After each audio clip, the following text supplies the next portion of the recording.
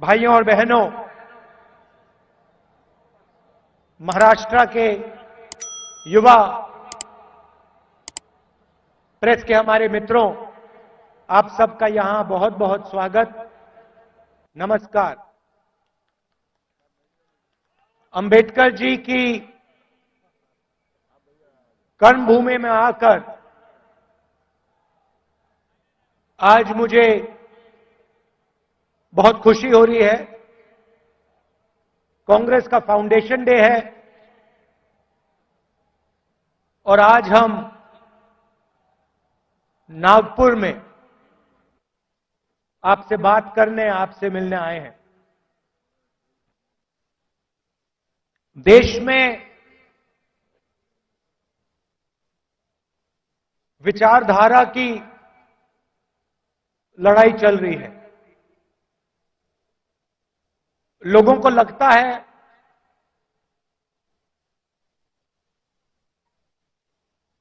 कि राजनीतिक लड़ाई है, सत्ता की लड़ाई है। वो है,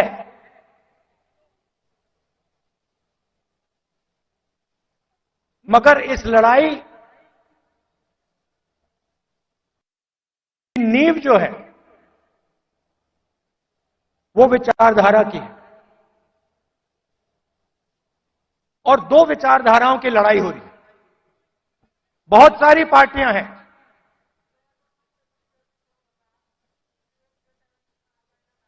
एनडीए में है, इंडिया अलायंस में है,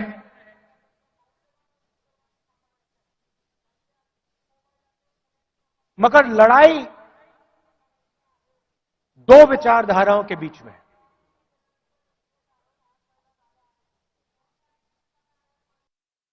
कुछ दिन पहले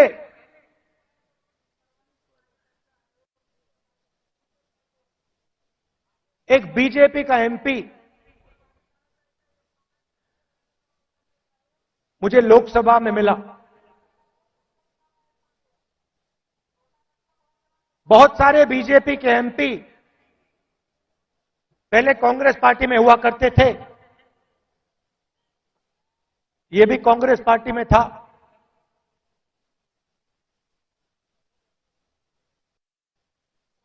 छुप के मिला मुझसे, मुझे दूर से देखा, छुप के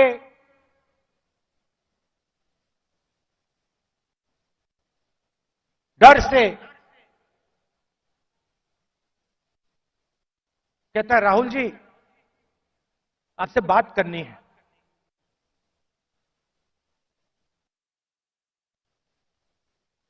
मैंने कहा, भाई क्या बात करनी है, तुम तो बीजेपी में हो।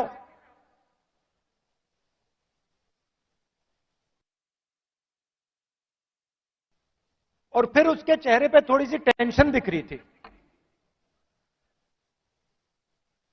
तो मैंने पूछा, सब कुछ ठीक है क्या? मैंने सोचा शायद घर में कोई बीमार हो, कोई दुर्घटना हो गई हो। मैंने पूछा, सब कुछ ठीक है? कहता है, नहीं।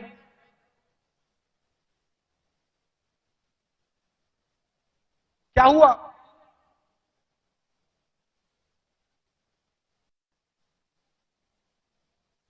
राहुल जी, बीजेपी में रहकर सहा नहीं जाता।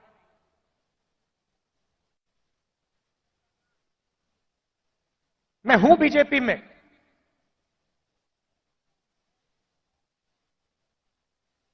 मगर दिल मेरा कांग्रेस में है।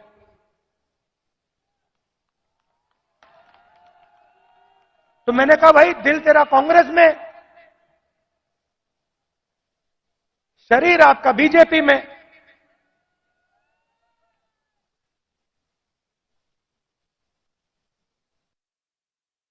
मतलब दिल शरीर को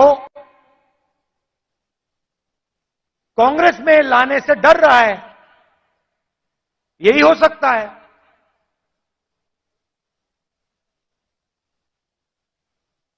मैंने कहा मन क्यों नहीं बनता वहां? आप एमपी हो,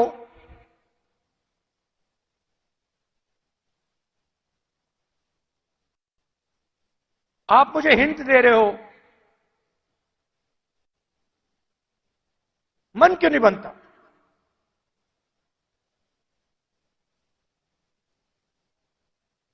कहता है राहुल जी, बीजेपी में गुलामी चलती है। जो ऊपर कहा जाता है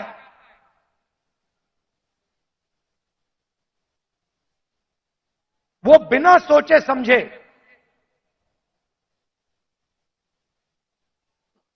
करना पड़ता है। हमारी कोई सुनता नहीं। ऊपर से ऑर्डर आता है, मतलब जैसे पहले राजा ऑर्डर देते थे,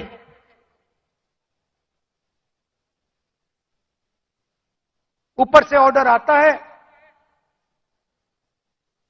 और उसका पालन करना पड़ता है, अच्छा लगे ना लगे, चॉइस नहीं होती। आपको याद होगा हमारे जो पीसीसी प्रेसिडेंट हैं पटोले जी, ये हैं, इन्होंने प्रधानमंत्री से एक सवाल पूछ लिया था। एक सवाल पूछा था किसानों के बारे में। क्या सवाल था? जीएसटी जो आपने लगाया तो उसमें किसानों का क्या हिस्सा रहेगा? हाँ, तो सिर्फ एक सवाल पूछा। सवाल था जीएसटी जो आपने लगाया उसमें किसानों का क्या हिस्सा होगा। मोदी जी को सवाल अच्छा नहीं लगा, पटोले जी आउट हो गए।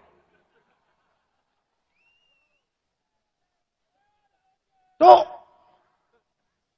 उनकी विचारधारा राजाओं की विचारधारा है, किसी की सुननी नहीं।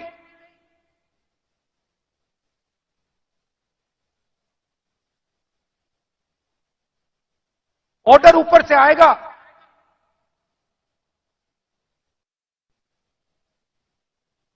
आपको ऑर्डर का पालन करना पड़ेगा।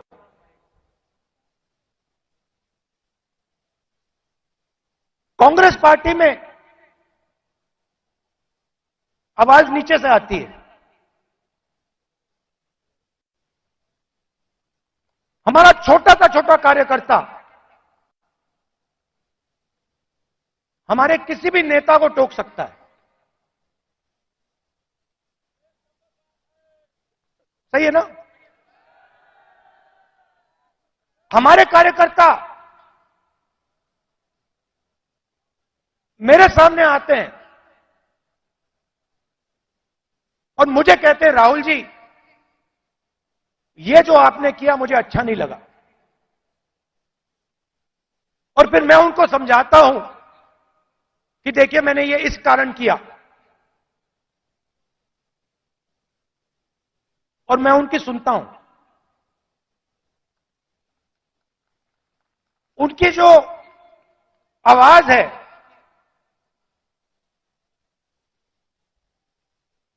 उसका आदर करता हूं, उसका रिस्पेक्ट करता हूं। यह भी कह देता हूं कि भैया मैं आपकी बात से सहमत नहीं हूं,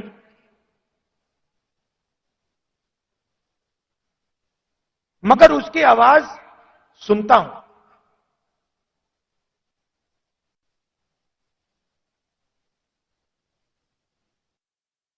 लोग कहते हैं कांग्रेस पार्टी ने क्या किया।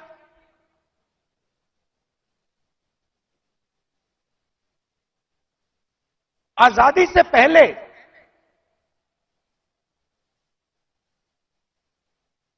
अगर आप इस देश में आते 500-600 राजा थे, अंग्रेज थे, राजाओं का गन सलूट होता था,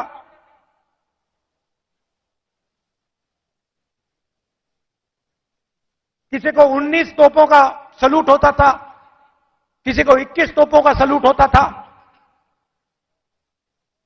अगर हिंदुस्तान की जनता को इस देश में कोई अधिकार नहीं था, कोई अधिकार नहीं था,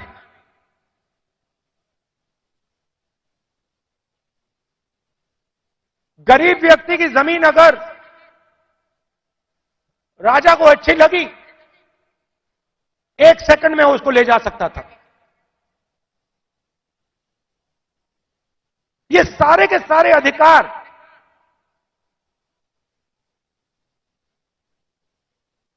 जिनकी रक्षा कॉन्स्टिट्यूशन करता है,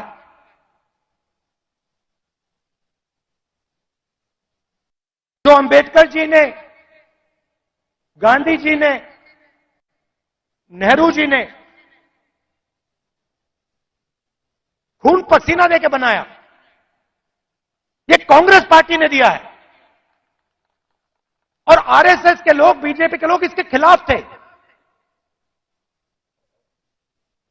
आज झंडे के सामने खड़े हो जाते हैं, सलूट मारते हैं।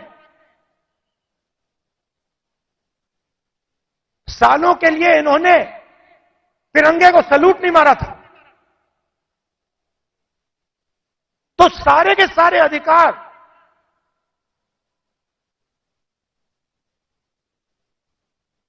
कॉन्स्टिट्यूशन से मिलते हैं।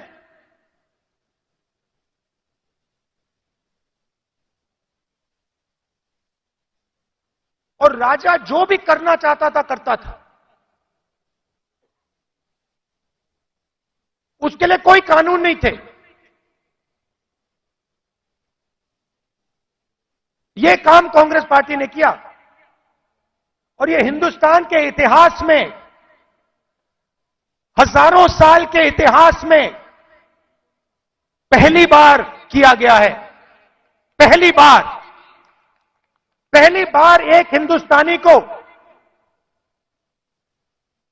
एक वोट दिया गया, चाहे वो दलित हो, आदिवासी हो, महिला हो, जनरल कास्ट का हो, तमिल हो, बंगाली हो, उत्तर प्रदेश का हो। हिंदुस्तान के हर नागरिक को कॉन्स्टिट्यूशन एक वोट देता है।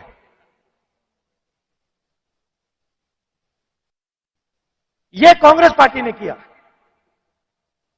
गांधी जी जेल गए, नेहरू जी जेल गए, अंबेडकर जी ने सालों संघर्ष किया।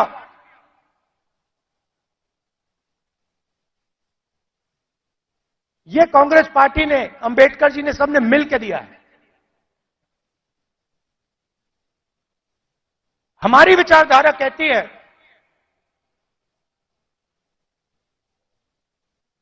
कि देश की लगाम हिंदुस्तान की जनता के हाथ में होनी चाहिए और देश को जैसे पहले राजा चलाते थे,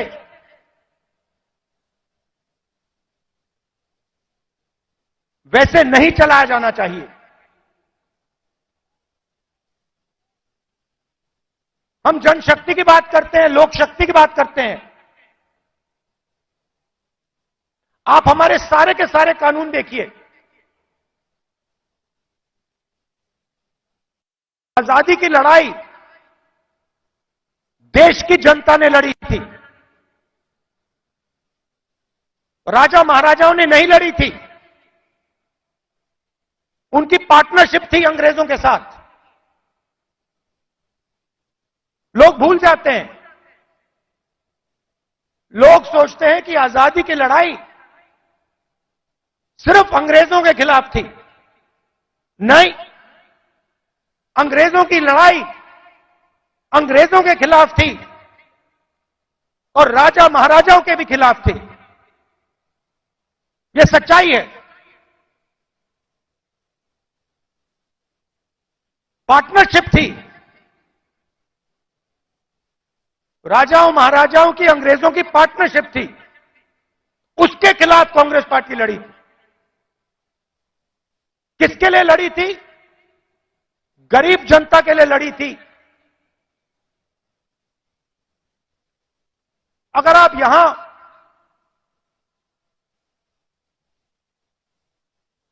60-70 उससे पहले, इंडिपेंडेंस से पहले आप यहां आते, हिंदुस्तान की जनता के कोई अधिकार नहीं थे, महिलाओं के कोई अधिकार नहीं थे, दलितों को छुआ नहीं जाता था। यह आरएसएस की विचारधारा है। यह हमने बदला है और एक बार फिर यह हिंदुस्तान को वापस ले जाना चाह रहे हैं। जो आजादी से पहले था वहां हिंदुस्तान को वापस लौटा रहे हैं। कॉन्स्टिट्यूशन से, आपके वोट से अलग अलग संस्थाएं बनती हैं। ये आपकी संस्थाएं हैं, चाहे सुप्रीम कोर्ट हो, इलेक्शन कमीशन हो,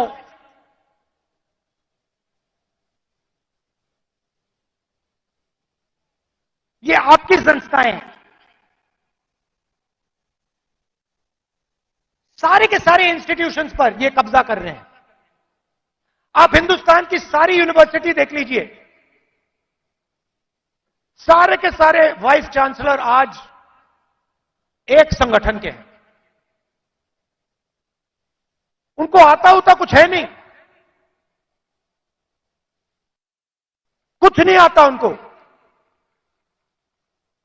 हिंदुस्तान के वाइस चांसलर आज मेरिट पे नहीं बनते हैं। हिंदुस्तान के वाइस चांसलर आज अगर एक संगठन में हैं तब बन सकते हैं। तो सारे के सारे जो इंस्टीट्यूशंस हैं जिससे आपकी आवाज की रक्षा होती है, जिससे आप देश को चलाते हो, इन सब का ये कब्जा कर रहे हैं। मीडिया को देख लीजिए, कहा जाता था कि मीडिया लोकतंत्र के रखवाले हैं। मैं आपसे पूछता हूं, क्या आपको लगता है कि आज हिंदुस्तान का मीडिया लोकतंत्र की रक्षा कर रहा है? सुन लीजिए,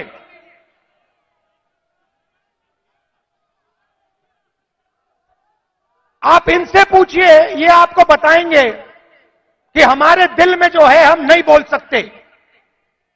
इनके दिल में क्या है? इनके दिल में वो है जो हिंदुस्तान की जनता के दिल में है, वो नहीं बोल सकते।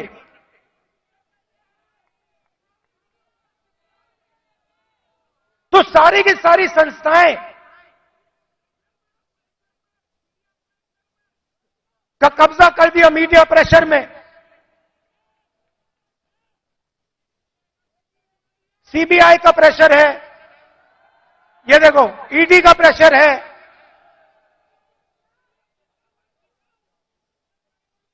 तो लड़ाई इस बात की है, हम देश की जनता को देश की शक्ति देना चाहते हैं। देश की जनता को देश की शक्ति हम पकड़ाना चाहते हैं। लोग कहते हैं कि कांग्रेस पार्टी ने सफेद क्रांति की। हमने सफेद क्रांति में मदद की, मगर सफेद क्रांति को आनंद के महिलाओं ने शुरू की। सफेद क्रांति हिंदुस्तान की नारी शक्ति ने की। हरी क्रांति देश के किसानों ने की। किसानों की शक्ति ने हरी क्रांति की। आईटी रेवोल्यूशन देश के युवाओं ने किया। कांग्रेस पार्टी ने मदद की, कांग्रेस पार्टी ने विजन दिया, मगर आईटी रेवोल्यूशन हमारे युवाओं ने किया।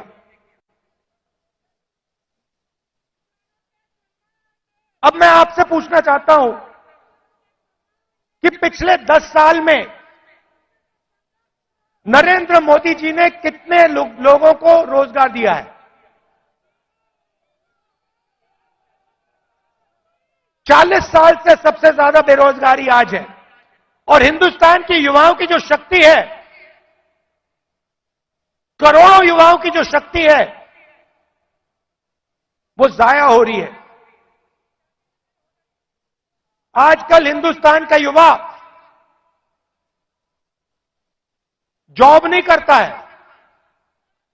आजकल हिंदुस्तान का युवा 7-8 घंटे मोबाइल फोन पे कभी इंस्टाग्राम देखेगा, कभी फेसबुक देखेगा। ये सच्चाई है हिंदुस्तान की, और उसकी शक्ति जाया हो रही है।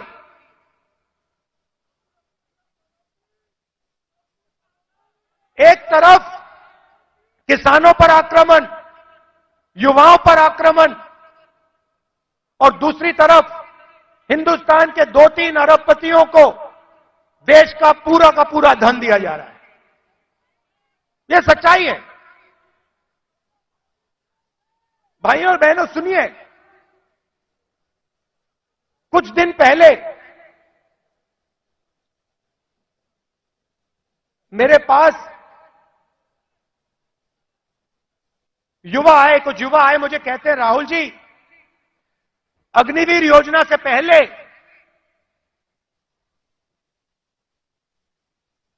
हमें आर्मी में ले लिया गया था।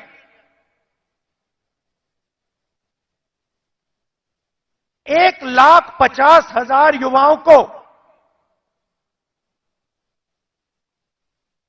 हिंदुस्तान की सेना ने और एयरफोर्स ने एक्सेप्ट कर लिया था। उन्होंने फिजिकल टेस्ट पास कर दिया और एक्सेप्टेंस उनको मिल गई। 1,50,000 युवा।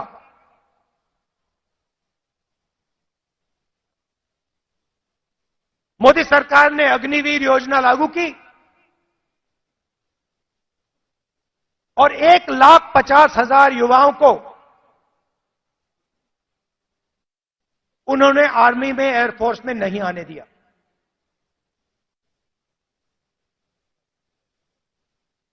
देश प्रेम की भावना थी। रो रहे थे, मेरे सामने रो रहे थे।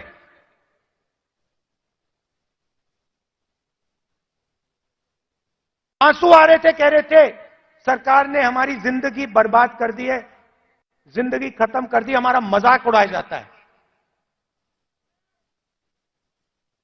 गांव में हमें झूठे सैनिक कहा जाता है। इतनी भी इज्जत नहीं रखी। उनको अग्निवीर योजना में भी नहीं आने दिया।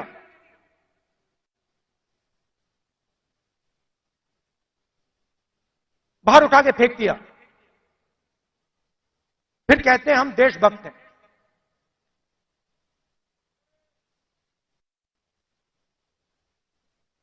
इससे देश का फायदा नहीं होने वाला।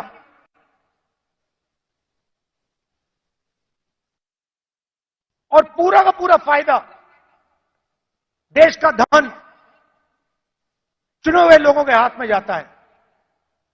मैंने पार्लियामेंट में सवाल पूछा, बीजेपी के लोगों से पूछा, हिंदुस्तान को 90 लोग चलाते हैं, आईएएस के अफसर हैं, पूरे बजट को बांटते हैं। मैंने पार्लियामेंट में पूछा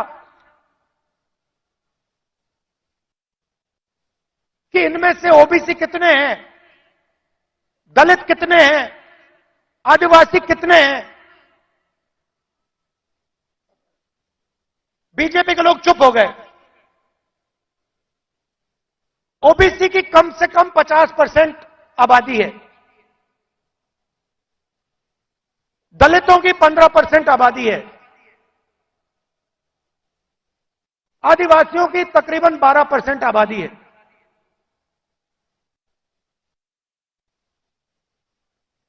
नब्बे अफसर में से 3 ओबीसी हैं।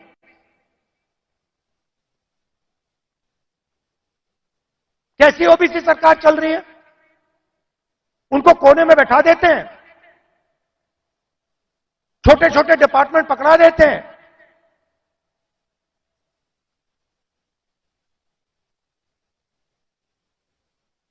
हिंदुस्तान की सबसे बड़ी कंपनी, 100-200 सबसे बड़ी कंपनी की लिस्ट निकालो, मुझे दिखा दो इनमें कौन सा ओबीसी है, कौन सा दलित है, कौन सा आदिवासी है। स्टेट की ब्यूरोक्रेसी में दिखा दो।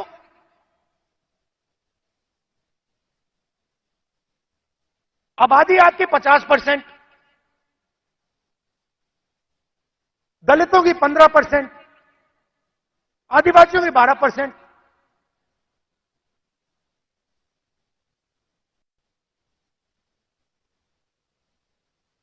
और भागीदारी आपकी कहीं भी नहीं।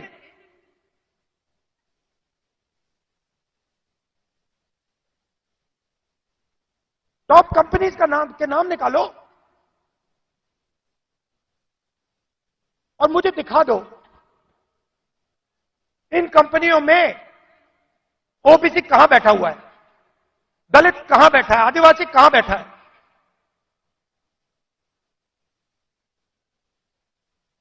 और ये सिर्फ मैं आईएएस की बात नहीं कर रहा हूं, हर फील्ड में यह हालत है।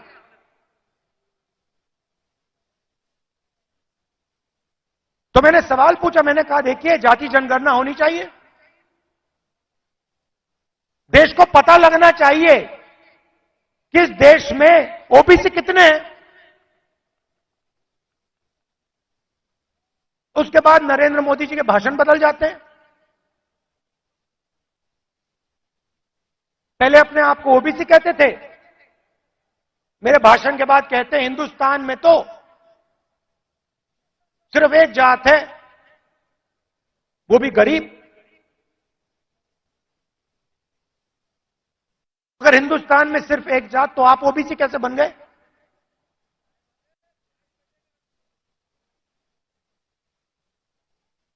तो हमने निर्णय ले रखा है, जैसे ही हमारी सरकार आएगी, दिल्ली में आएगी, हम जाति जनगणना आपके लिए करके दिखा देंगे।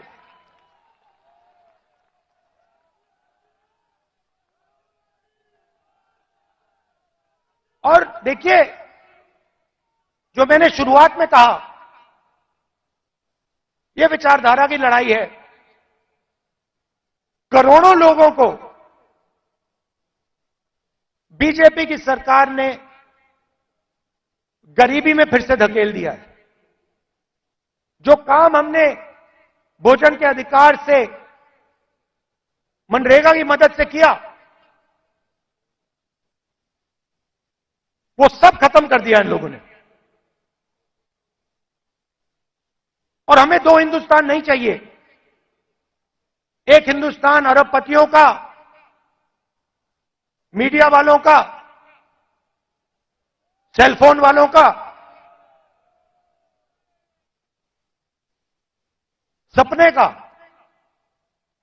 उसमें कोई सच्चाई नहीं है।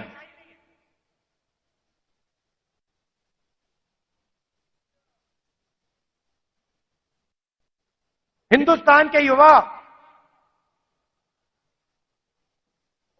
सोशल मीडिया से जी नहीं सकते, कमा नहीं सकते।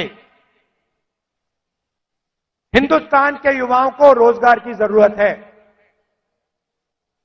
यह काम नरेंद्र मोदी जी और एनडीए की सरकार नहीं कर सकती।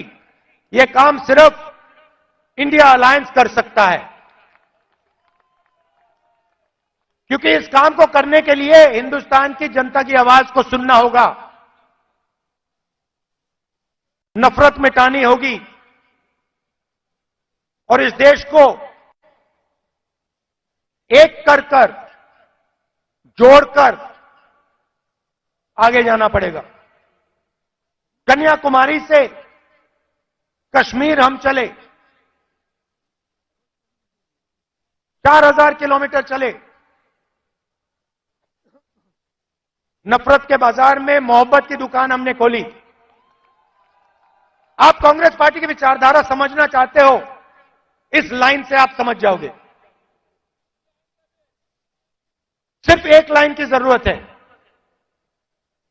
अगर आपके दिल में हिंदुस्तान के लोगों के लिए मोहब्बत है, अगर आप नफरत के बाजार में मोहब्बत की दुकान खोलना चाहते हो, तो आप कांग्रेसी हो।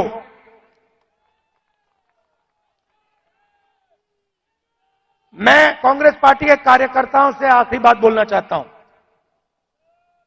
देखिए,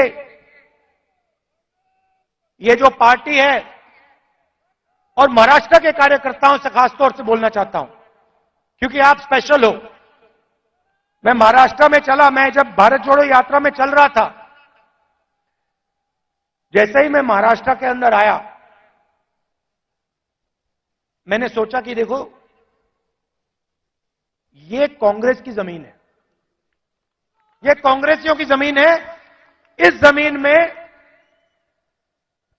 लोगों को कांग्रेस की विचारधारा बिना समझाए समझ आ जाती है। और अगर हमारी लड़ाई शुरू हुई तो महाराष्ट्र से हुई थी, इसलिए हम यहां नागपुर में आए हैं आपसे बात करने।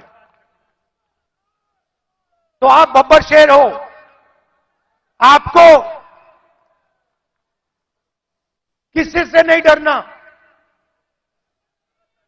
आप नहीं डरते हो, आप बब्बर शेर हो, और आपकी विचारधारा की लड़ाई है,